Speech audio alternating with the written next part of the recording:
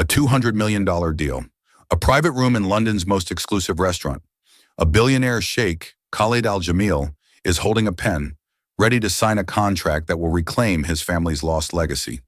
His team of experts, his lawyers, and a respected historian have all given their approval. The wire transfer is cued, but as the pen lowers, the only person in the room who knows the truth isn't an expert. It's the waitress Anna Thompson, an invisible girl pouring their coffee. And she's about to break every rule, risk her life, and expose a catastrophic lie with 5 simple words in a language no one thought she knew. The rain in Mayfair didn't so much fall as it asserted itself. It was a cold, driving Tuesday in October, and the gray light of London turned the polished brass of the Elysian restaurant into a dull, watery gold. Inside, it was another world, a hushed cathedral of old money and new power, where the carpets were so thick they seemed to drink the sound of your footsteps. And into this world every day walked Anna Thompson, feeling like a ghost. At 27, Anna was a masterpiece of studied invisibility. Her uniform, a stark black dress with a crisp white apron, was immaculate. Her light brown hair was pulled back into a bun, so severe it tugged at her temples, a constant, dull headache that was just one of many she endured. She was pale, with eyes that were a nondescript hazel, and she had perfected the art of sliding into a room, refilling a water glass, and disappearing without ever making eye contact. She was, by all accounts, the perfect waitress for a place like the Elysian. But Anna Thompson wasn't just a waitress, she was a scholar. She was the daughter of the late Dr. Alia al-Shami, a name that, in the hallowed halls of academia, was spoken with the same reverence as those of ancient scribes. Alia al-Shami, the world's foremost expert on 9th century Kufic script, a paleographer who could date a manuscript by the very pressure of the calligrapher's hand. Anna had grown up not with nursery rhymes, but with the cadence of pre-Islamic poetry. Her mother's lullabies were tales of the mu'allaqat, the hanging odes of Mecca. Anna's father, a British diplomat named David Thompson, had met her mother in Damascus. Theirs was a love story of shared intellect and clashing cultures, a quiet life of books and academic debates.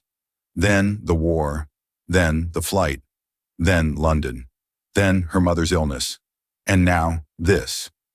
Anna, who held a double first from Oxford in Semitic languages and codicology, was $80,000 in debt from her mother's private medical care. The academic world, with its poorly paid fellowships and nepotistic circles, had no place for a quiet, grieving woman with no stomach for self-promotion. So she hid. She hid at the Elysian, a place so expensive and exclusive that she never had to worry about running into anyone from her old life. Her manager, Mr. Davies, was a man who lived by the clock in the reservation book.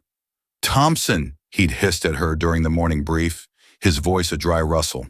"The penthouse suite, at 7. You are on primary service. These are not normal guests. You will not speak. You will not be seen.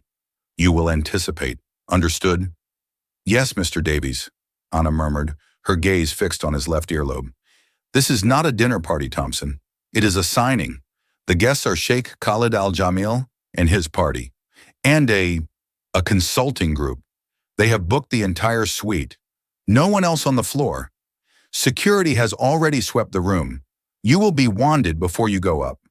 Anna just nodded. Sheikh Khalid Al-Jamil. Even she had heard the name. Not a flashy playboy prince, but a genuine heavyweight, a recluse, a kingmaker from the UAE, with a personal fortune that beggared belief. He ran one of the world's largest sovereign wealth funds, but his true passion was history, specifically his own family's. He was said to be obsessed with reclaiming artifacts and documents scattered during the fall of the Ottoman Empire. At 6:45 p.m., Anna stood outside the service entrance of the penthouse. A stern-looking man in a sharp suit, clearly ex-Special Forces, held up a security wand. He was British, but his earpiece crackled with Arabic. Anna instinctively understood the man on the other end. "Floor is sterile. Package is 5 minutes out." The security man, whose name tag read Frank, nodded at her. "Right. You've been briefed. Eyes down. Only speak if you are spoken to, and you won't be." He opened the door. The suite was breathtaking.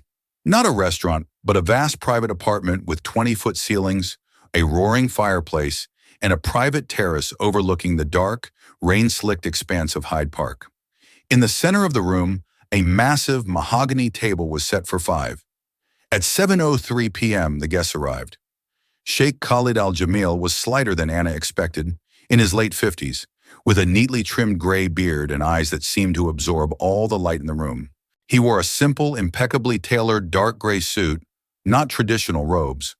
With him was an older advisor, Dr. Barakat, and his British lawyer, a man named James.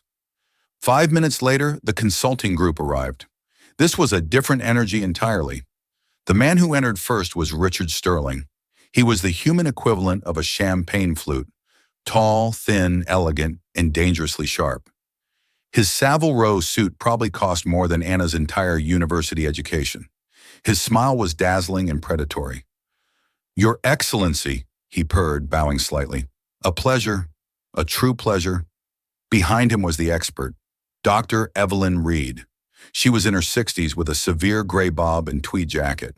She looked every bit the part of the distinguished Oxford historian.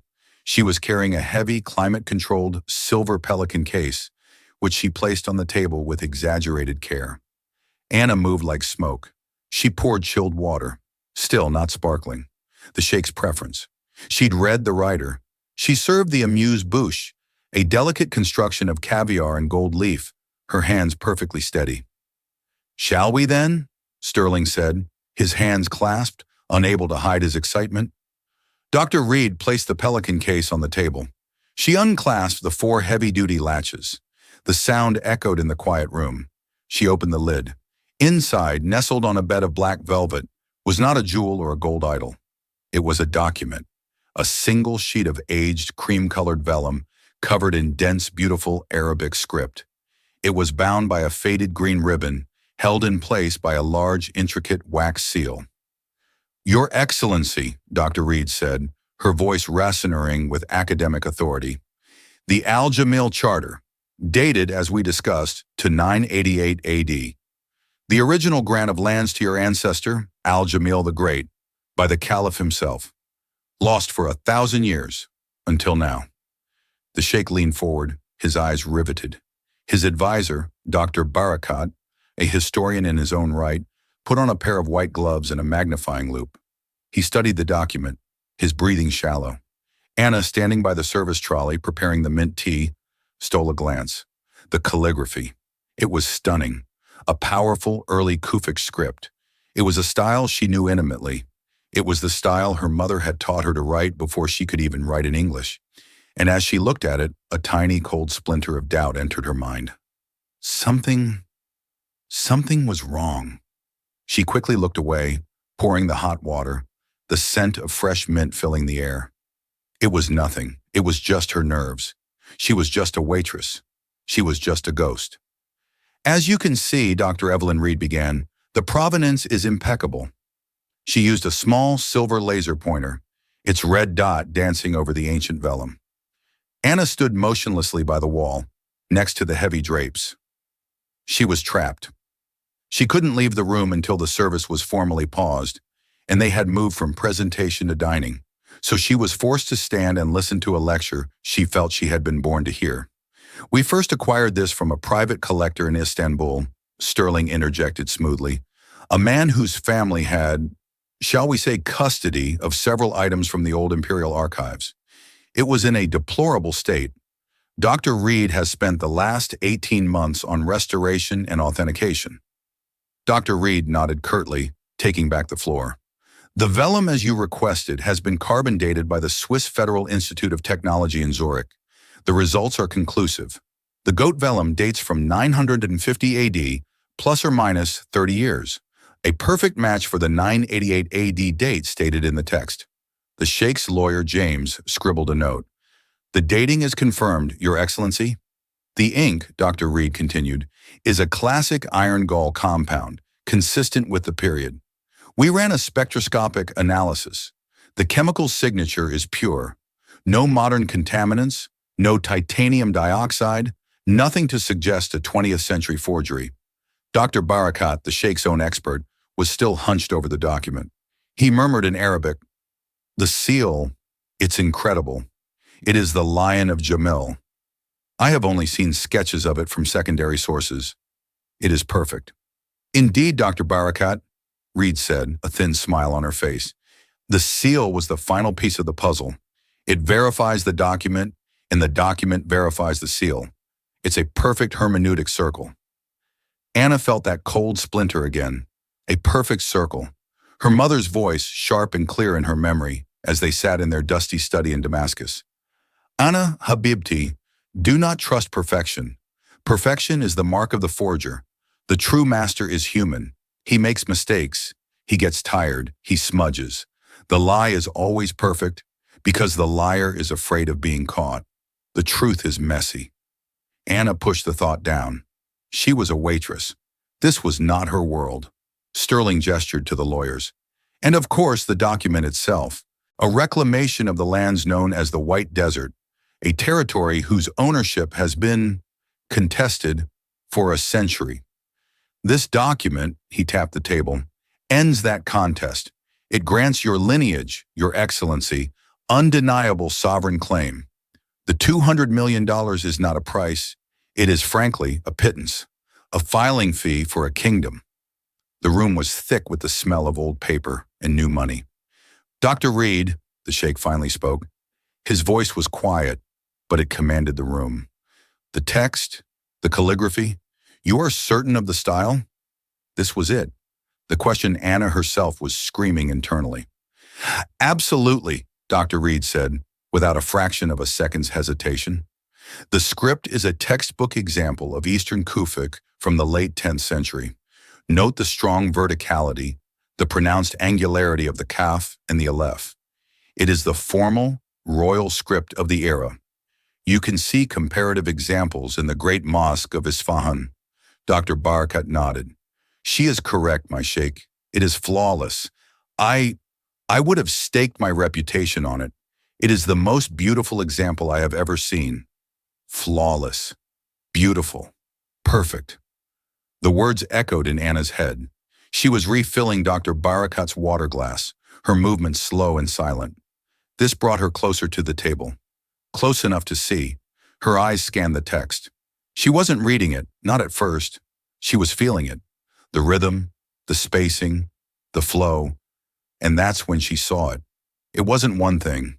It was a dozen tiny things. The diacritics, the vowel markings, the dots and dashes that gave Arabic its sound. Dr. Reed called it 10th century Kufic, but the vowel markings were in the Naskh style. Naskh was a cursive script, developed later, standardized in the 11th century to be more legible. To find Naskh diacritics on a 10th century Kufic document was odd. A regional variation, perhaps? Possible, but unlikely for a document of this formality. Then she saw the kaf, a single letter. It was angular, as Reed had said, but the final flourish. It had a slight, almost imperceptible curve that was not characteristic of the 10th century. It was a flourish from the 13th century Thuluth script, a calligrapher's personal touch, or a forger's mistake. Her eyes darted across the page. Her mind, a finely tuned instrument trained by the best in the world, was now awake.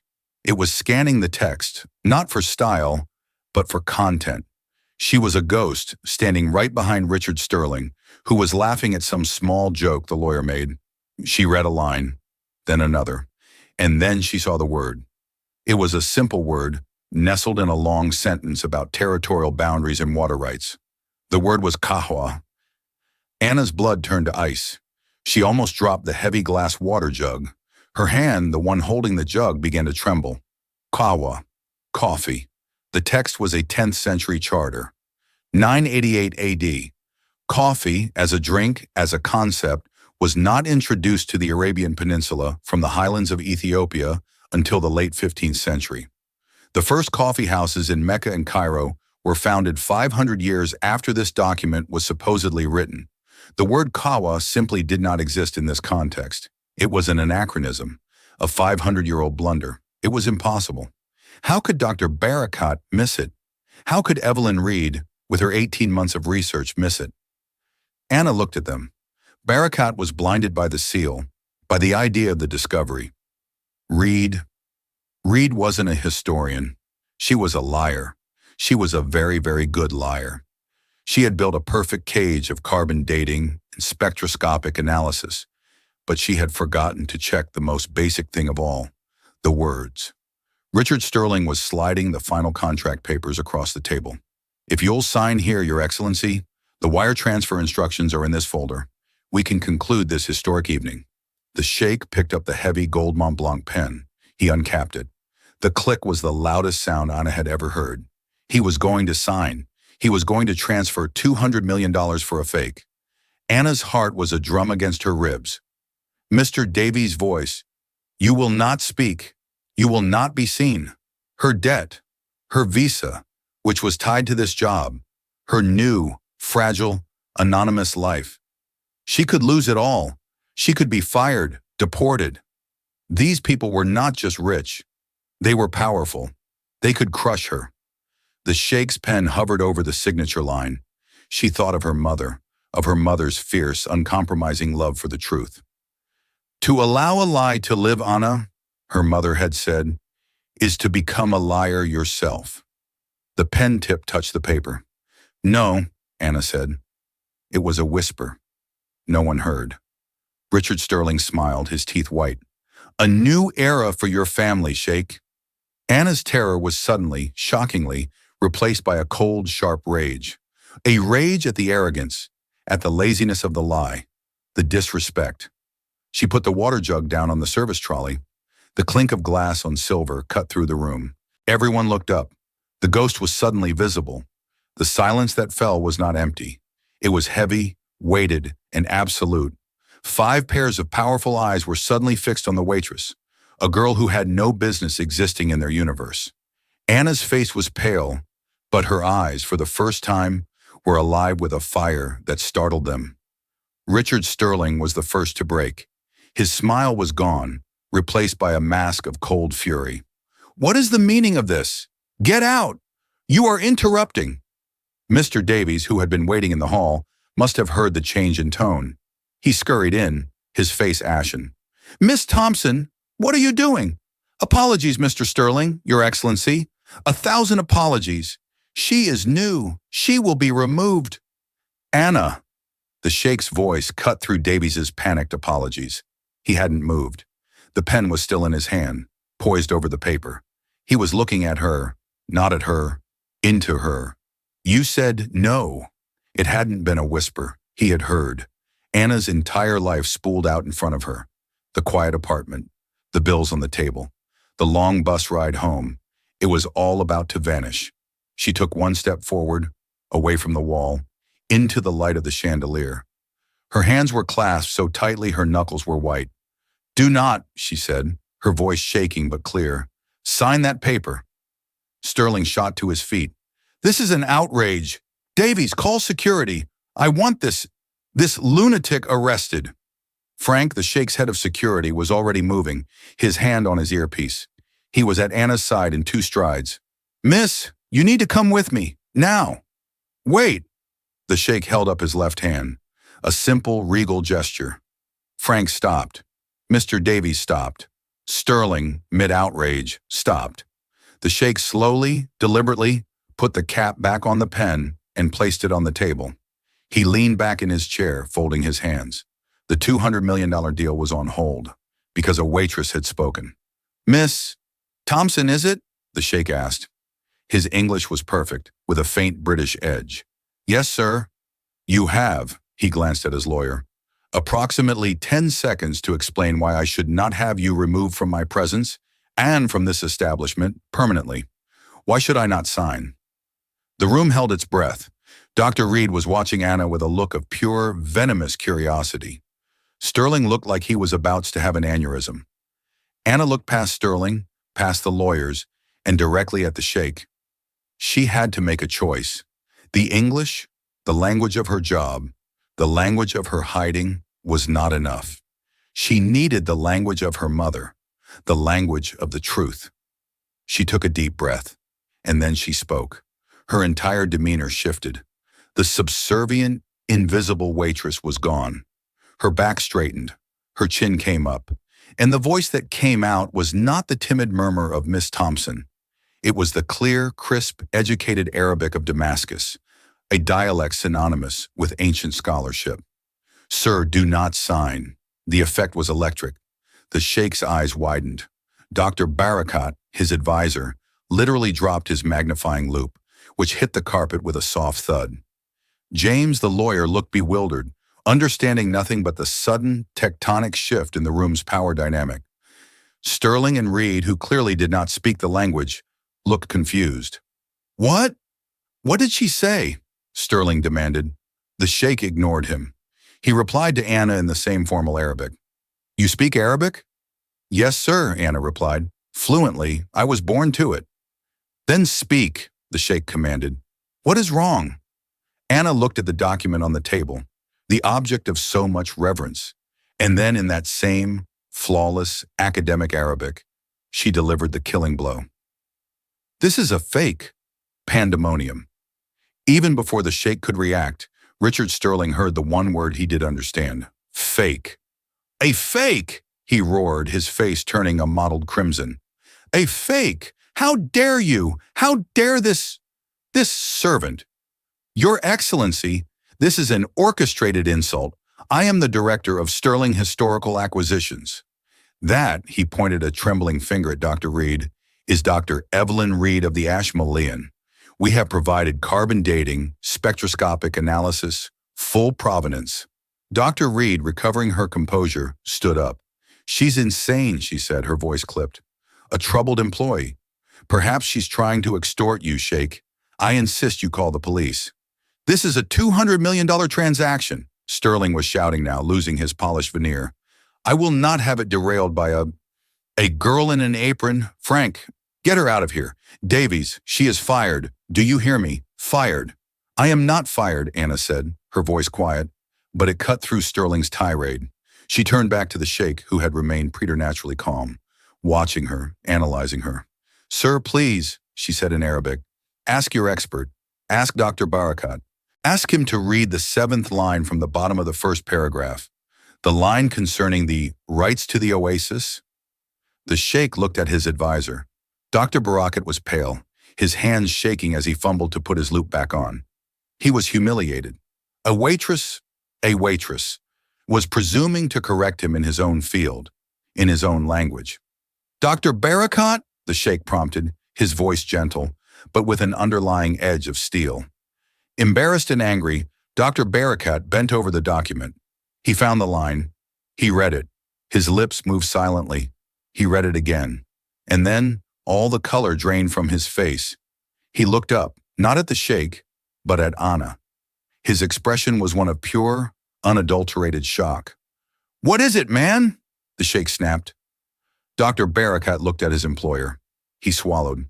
My God," he whispered in Arabic. "The word here, kawa. It refers to the coffee rights of the oasis." The Sheikh stared at him. "And?" "Your Excellency," Dr. Barakat stammered. Coffee was not known in the 10th century. This word, it's an anachronism. By 500 years. The room went absolutely deathly silent. The only sound was the rain lashing against the penthouse windows. Richard Sterling and Evelyn Reed, not understanding the Arabic exchange, were momentarily confused by the silence. "Well?" Sterling demanded. "What's the problem?" The Sheikh turned his head, very slowly, to look at Sterling. His eyes were no longer calm. They were chips of obsidian. "Mr. Sterling," the Sheikh said, his voice lethally soft, "you have a great deal to explain." The shift was instantaneous. The hunters became the hunted. I don't understand," Sterling stammered, his bravado evaporating. "What word? What's he talking about?" Dr. Evelyn Reed, however, knew. She didn't speak Arabic, but she knew exactly what anachronism meant. Her face, which had been a mask of indignant fury, was now a carefully blank canvas. She was calculating. "It seems," the Sheikh said, his voice dangerously polite, "that my waitress has a better command of 10th century history than your paid 18-month research team." He gestured to Anna. "Miss Thompson, please, Approach the table. Anna stepped forward. Frank, the security guard, moved with her, not to restrain her, but to protect her. Sterling looked wild. This is preposterous. Dr. Reed suddenly found her voice. A single word? It's a scribal error, a later annotation. It doesn't invalidate the vellum. It doesn't invalidate the seal. The carbon dating is conclusive. Is it? Anna said, her voice no longer shaking. The fear was gone. This was her world. This was her mother's world. She was standing on solid ground. Dr. Reed, Anna said, her English as crisp as her Arabic, your carbon dating dates the vellum. It dates the 10th century goat hide, but it doesn't date the ink. I beg your pardon? Reed said, offended. We ran a spectroscopic analysis. I told you, it's a pure iron gall compound. It is, Anna agreed. An excellent iron gall compound. One you can make in any modern university lab. But you made a mistake. You said it had no modern contaminants, no titanium dioxide. That is correct. Which is true, Anna said, but all 10th century iron gall inks have contaminants. They have trace elements from the water source, from the oak galls, from the pot they were boiled in. A pure iron gall ink is itself an anachronism. It's too clean, but that's not your biggest mistake. She looked at the sheikh. May I? She asked, gesturing to the white gloves Dr. Barakat had discarded. The sheikh nodded. Please? Anna slid her hands into the gloves. They were too large. She carefully, reverently, turned the vellum sheet slightly, catching the light from the chandelier. Your second mistake, Dr. Reed, was the script. You called it textbook Eastern Kufic. You're not wrong. It is textbook. It's too textbook. It looks exactly like the examples in Dr. Al-Shami's 2005 monograph, The Kufic Hand, Form, and Function. It's a perfect copy, but a real 10th century scribe writing a royal charter wouldn't be so rigid. There would be human variation. There would be a flow.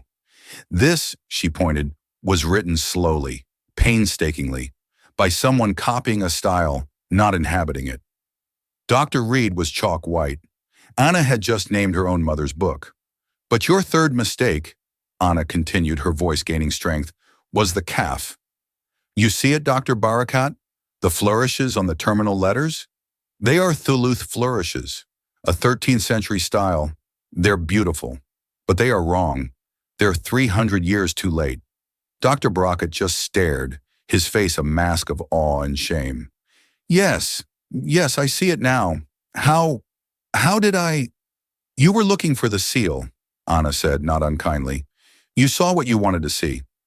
And your fourth mistake, Dr. Reed, Anna said, her voice dropping, was the kawa, the coffee, the 500-year blunder, a word that explodes your entire narrative. You and Mr. Sterling bought a 10th century piece of vellum. They're not hard to find. You can buy blank folios from looted manuscripts in any black market. And you hired a very, very good calligrapher. But you didn't hire a historian or a linguist. She turned from the document and looked directly at Evelyn Reed. You're not Dr. Evelyn Reed of the Ashmolean, are you? This is slander, Reed hissed. No, said James, the sheikh's lawyer, who was suddenly, furiously typing on his phone. He looked up, his face grim. She's not. I've just checked. The Ashmolean has no Dr. Evelyn Reed on staff. There was an Evelyn Reed. She was a research assistant. She was dismissed in 2010 for authenticating a forged set of Roman coins. She was disgraced. The room exploded. Richard Sterling didn't wait. He grabbed the Pelican case, slammed the charter inside, and lunged for the door. This is not over. You don't know who you're dealing with. He never made it. Frank, the head of security, was not a man to be taken by surprise. He moved with a brutal, balletic grace. Sterling hit the door, not with his hand, but with his face, propelled by Frank's armbar tackle. He went down in a heap of expensive tailoring. A second security man, who had been standing guard in the hall, was in the room instantly, cuffing Sterling's hands behind his back. Dr. Reed didn't run. She just sank into her chair, her face a crumpled, papery mask. She was defeated. Get him up, the sheikh commanded. Frank hauled Sterling to his feet. His nose was bleeding, a grotesque splash of red on his white silk shirt. You, you can't do this, Sterling spat. This is a civil matter. You can't detain me. I am not detaining you, Mr. Sterling, the sheikh said, standing up. I am a guest in your country. I am merely having my security prevent you from leaving until the Metropolitan Police arrive. James, please make the call. Fraud. Attempted fraud to the value of 200 million pounds sterling. I am sure they will be interested. Sterling's eyes went wide with genuine terror. Mr. Davies, the manager, who had been hiding by the service trolley, looked like he was going to faint. He was witnessing a geopolitical incident in his dining room. The sheikh walked over to the table. He looked at Anna, who was still standing there, her hands in the oversized white gloves, her heart hammering with the adrenaline of the confrontation. He looked at her, then at the forged document, then back at her. Miss Thompson, he said, his voice soft again, who in God's name are you? The room, now cleared of the shouting and the immediate threat, felt vast and silent. Richard Sterling and a catatonic Dr. Reed were being held in the adjoining study by the sheikh's security, awaiting the arrival of the authorities. Mr. Davies had been dispatched with a stiff whiskey and a sterner warning to ensure the hotel's discretion. It was just Anna, the sheikh, his lawyer James, and a deeply humbled Dr. Barakat. The adrenaline was fading, leaving Anna trembling. She was still wearing the apron. She was still, technically, the waitress. She began to instinctively clear the table, her hands moving to the water glasses. Miss Thompson, the sheikh said gently, please, stop. Anna froze. Sit down, he said, gesturing to the chair Richard Sterling had just occupied. Sir, I can't. I'm staff. You are no longer staff, the sheikh said, not as a threat, but as a statement of fact. You are my guest. Please, sit. Anna slowly, awkwardly, slid into the plush, high-backed chair. It felt like sinking into a throne. She still had the white gloves on. The sheikh sat opposite her. He poured 2 glasses of water himself, the ice tinkling, and pushed one towards her. Drink. Anna drank. The cold water was a shock. Now, the sheikh said, leaning forward, his eyes intense. Once more. Who are you? Anna looked at the table, at the ruined $200 million deal. She looked at Dr. Barakat, who was watching her with a mixture of shame and professional awe. She took a deep breath. The time for hiding was over. My name is Anna Thompson. My father was David Thompson, a British diplomat. My mother, her voice cracked just once. My mother was Dr. Alia Al-Shami, Dr. Barakat gasped. Alia Al-Shami, the calligrapher? The author of The Kufic Hand? That Alia Al-Shami? Yes, Anna whispered. She was my mother. But she passed away, Barakat said, his voice full of reverence. 2 years ago, a great loss. A light went out. Yes, Anna said, blinking back a sudden, sharp tear. It was a long illness. After we left Damascus, the sheikh's expression softened. You are Alia Al-Shami's daughter. It was not a question. It explained everything. The flawless Arabic, the encyclopedic knowledge, the eye that saw what a paid expert missed. She didn't just teach you, she trained you. I grew up in her study, Anna said, her voice gaining a little of its lost strength.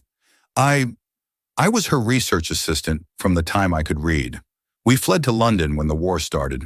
I got my degree. But when she got sick, the medical bills, the fellowships at the university didn't pay enough. After she died, I had so much debt. And I didn't want to be Ali Al-Shami's daughter anymore. It was too much pressure, too much pain. I just wanted to be invisible. She looked at her apron. So I came here. The pay was good. The tips were better. And no one from Oxford would ever dream of eating in a place I could work. The silence in the room was one of deep, profound respect. Invisibility, the sheikh murmured, is a luxury few can afford, Miss Thompson, and a burden for those who, like you, are born to be seen. He was quiet for a moment, processing. Then his face hardened again, turning from the past to the present. He looked at his lawyer. James, the sheikh said, there is something more here. Sir? This scam, it was too elaborate and too stupid. Anna looked up. What do you mean? The Kawa anachronism, the sheikh said. It's a novice mistake, a fatal, foolish error. Sterling and Reed are not novices. They are or were professionals. They built a $200 million lie on a perfect forgery with perfect carbon dating and then made a high school level historical error. Why? It doesn't make sense. A cold dread, different from before, settled over Anna. You're right, it's too obvious. Unless they didn't care. Exactly, the sheikh said.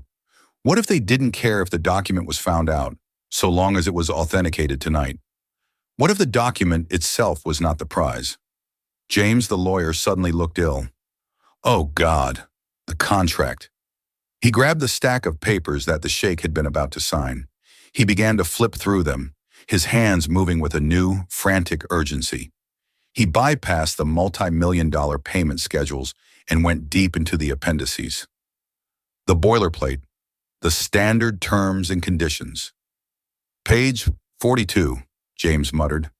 Subsection E. Historical claim, resolution, and arbitration. He read the dense legal text, his face growing paler. Your Excellency, James said, his voice strained, this is diabolical.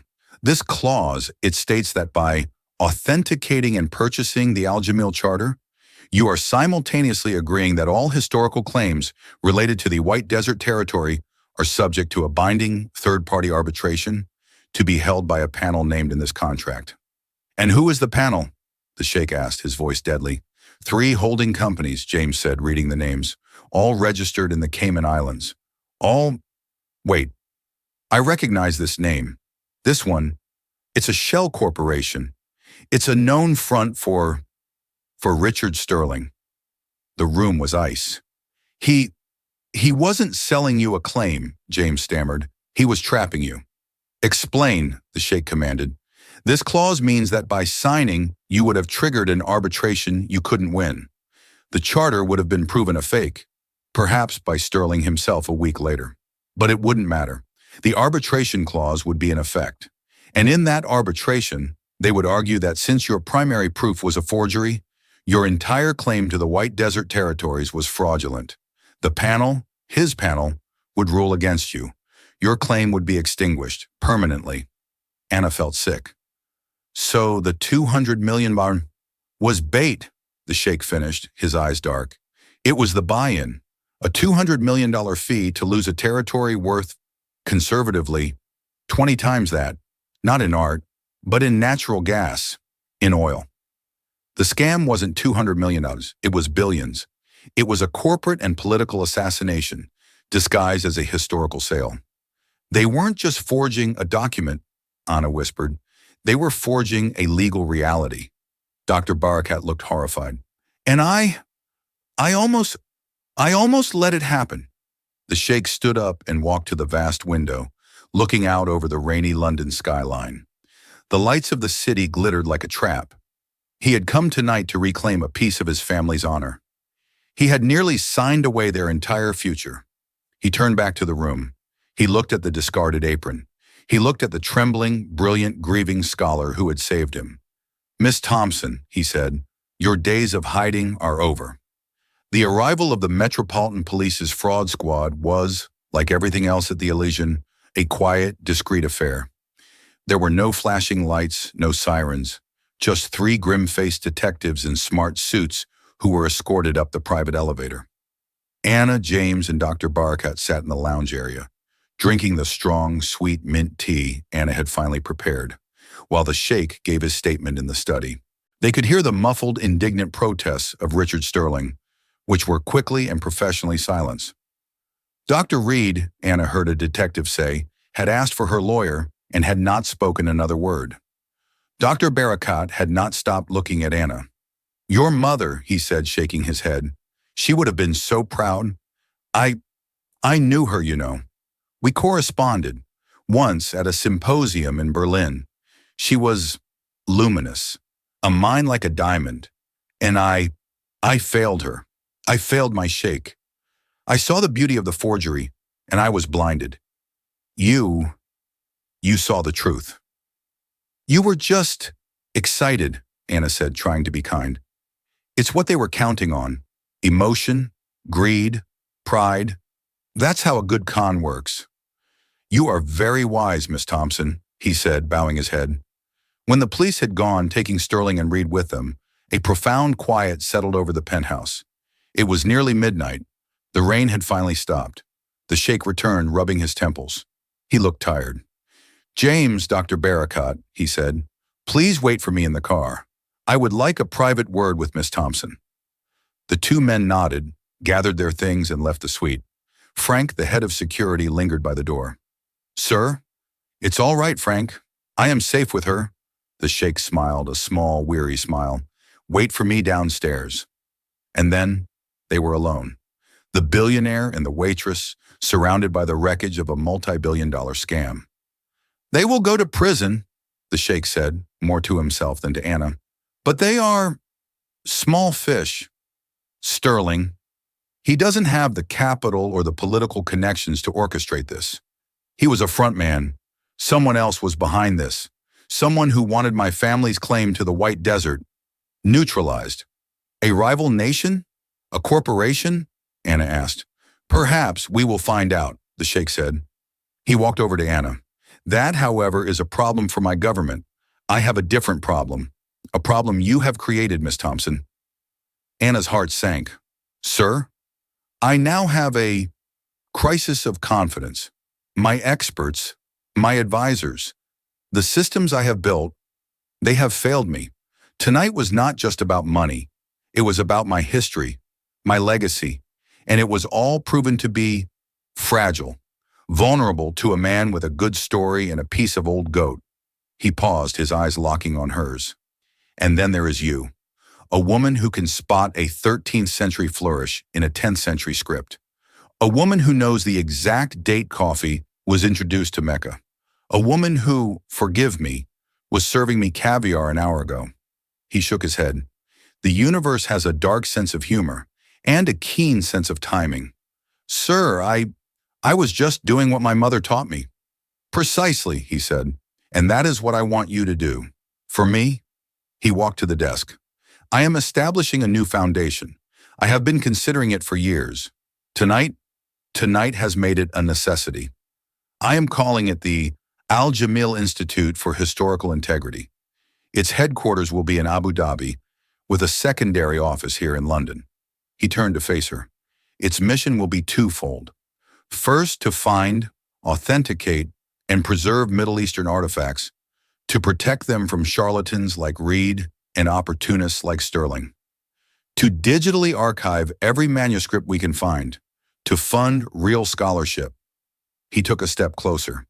And its second mission will be to hunt, to actively seek out forgeries, to expose them, and to dismantle the black market networks that sell our history back to us, piece by piece, as a lie. Anna was speechless. Her heart was beating fast, but for a different reason. I need a director for this institute, the sheikh said.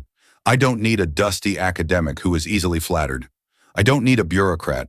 I need someone with an eye for the truth. Someone with Alia al-Shami's blood in her veins. Someone who is not afraid to speak, even when the most powerful men in the room are telling her to be silent.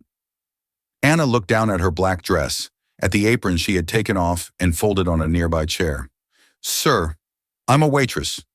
I have 80,000 pounds of debt. I'm not who you think I am.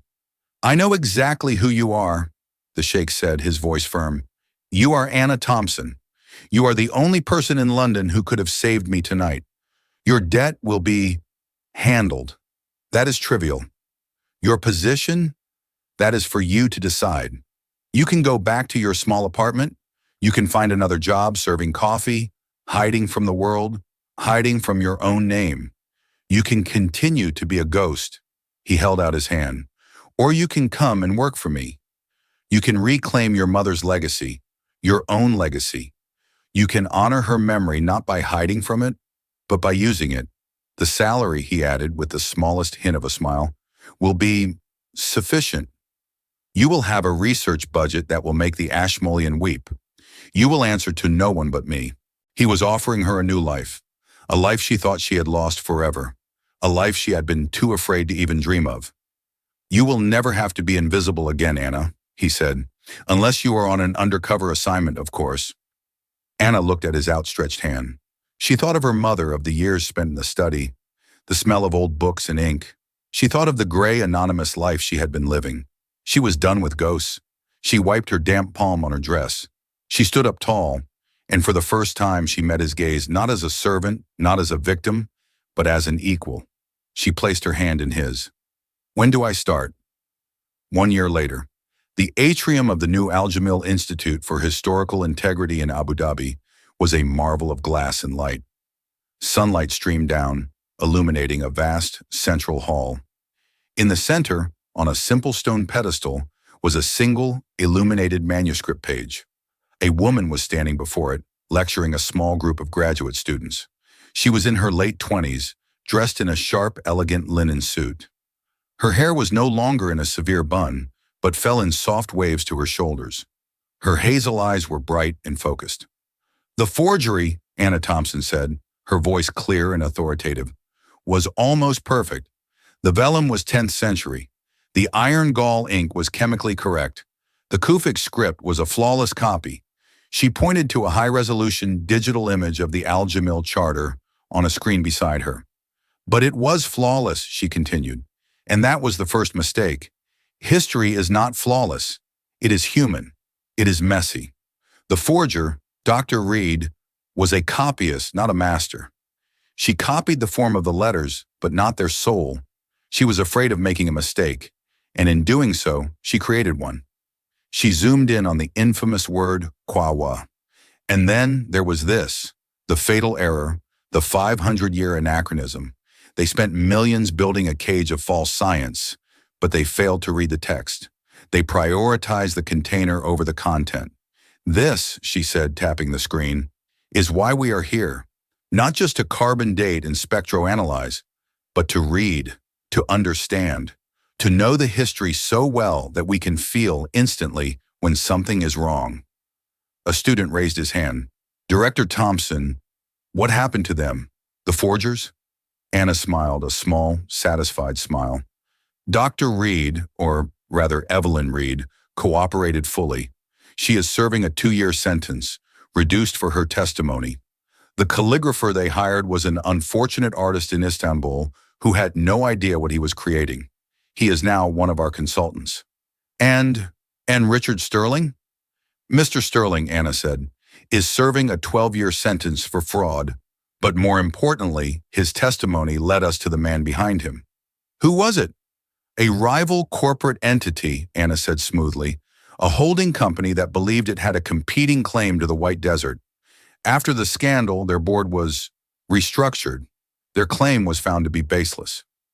She didn't need to tell them the full story, the story of how the Sheikh's legal team, funded by the Institute, had launched a surgical, devastating countersuit that not only exposed the rival corporation, but effectively bankrupted it.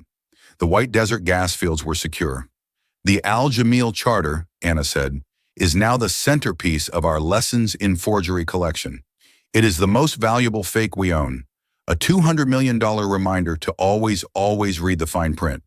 The students laughed and took notes. After the lecture, Anna walked through her lab. Dr. Barakat was at a high-resolution scanner, happily digitizing a 14th century Quran, his face glowing with a new sense of purpose. He was now her head of acquisitions. "Anna," he said, "the courier from Sana'a is here. They brought the manuscripts. They're waiting in your office." "Thank you, doctor," she said. She walked into her office. It was large and airy, with one wall made entirely of glass, overlooking the blue-green waters of the Persian Gulf. It smelled of old books and coffee, and sitting at her desk, sipping a small cup of espresso, was Sheikh Khalid Al-Jamil. "Your Excellency," Anna said, surprised, "I wasn't expecting you." "I was in the neighborhood," he said, his eyes twinkling. "I caught the end of your lecture. The form, but not the soul. Your mother's words."